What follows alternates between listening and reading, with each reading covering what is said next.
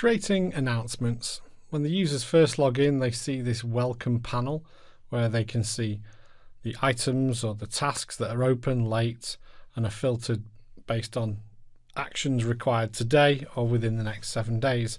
But they can also see announcements. So as an administrator, we can look at creating the announcements. So under Tools, we've got Announcements.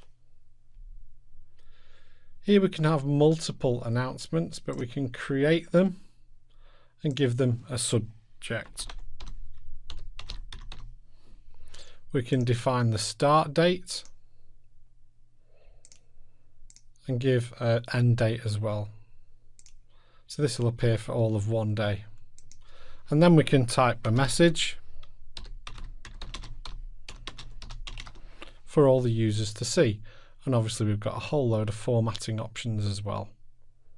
So when you say save and close, here's our welcome message, which at some point we could delete. If we go back to the home page, we can see the welcome message appear here. So you can use the announcements to welcome the users and give important information regarding status and actions that the users need to perform.